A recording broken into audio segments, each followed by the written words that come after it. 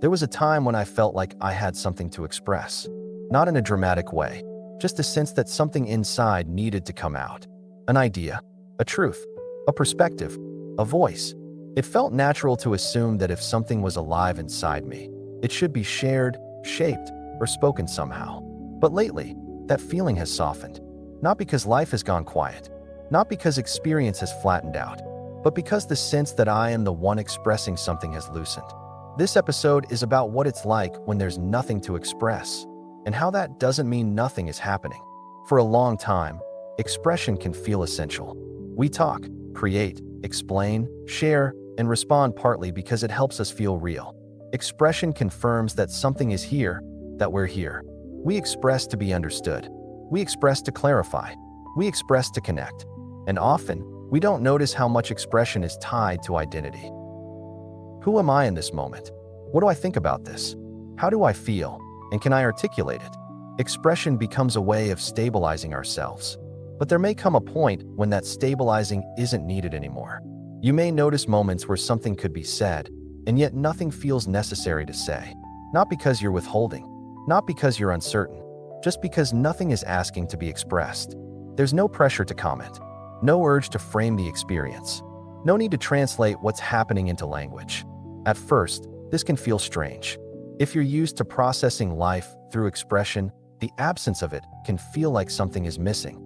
You might wonder whether you've become passive, disengaged, or less alive. But nothing has gone quiet. What's gone quiet is the need to turn experience into something. Life is still moving. Thoughts still appear. Emotions still arise. They just don't require a spokesperson. You may notice this in conversation. Someone shares something, and you listen without preparing a response. Words may come later, or they may not come at all, and either way feels complete. You're not trying to be thoughtful. You're not trying to be silent. You're just present. This isn't detachment. It's immediacy without translation. Expression often comes from a slight distance, a step back where experience is observed, shaped, and then communicated.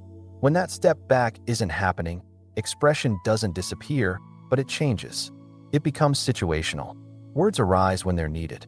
They fall away when they're not. There's no sense of something building up inside that must be released. Nothing is being held.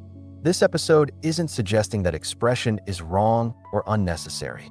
Expression still happens, but it's no longer tied to self-definition. You're not expressing yourself.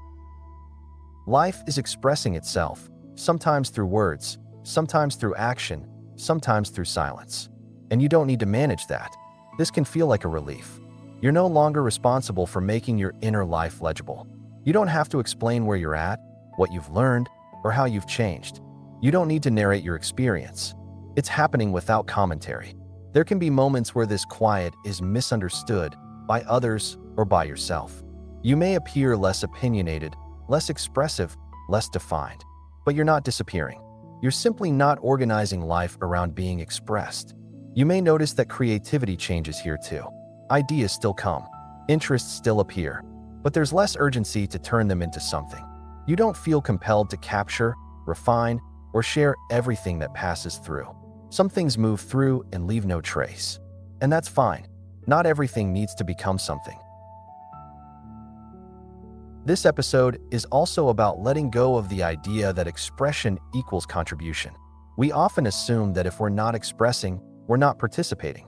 But participation doesn't require expression. You can be fully involved without articulating anything. You can care without explaining. You can understand without responding. You can create without claiming authorship.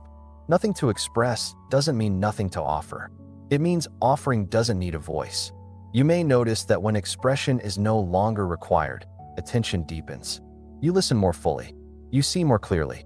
You're less busy interpreting and more available to what's actually happening. There's a quiet intimacy in this. You're not positioning yourself in relation to experience. You're not standing outside of it. You're inside it. This doesn't mean silence becomes permanent. There are still moments where words come easily, naturally.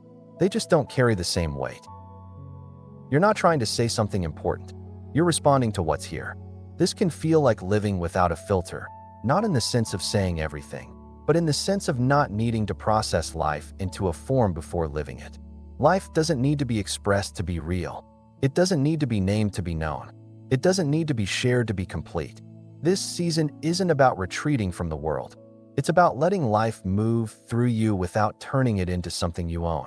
Expression becomes one movement among many, not a requirement. Sometimes there are words, sometimes there aren't, and nothing is lost either way.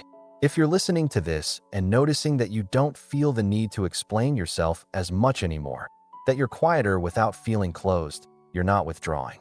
You're letting experience be enough on its own. If these reflections feel like something you can return to, you're welcome to stay. Liking the video helps it reach others who may feel uneasy about quiet expression. And if you want to keep a steady space like this available, you can subscribe, not for insight or voice, but for companionship. If someone you care about seems less inclined to express lately, less interested in defining themselves through words, you're welcome to share this with them, only if it feels right. Nothing needs to be expressed for life to be lived, and life is already happening.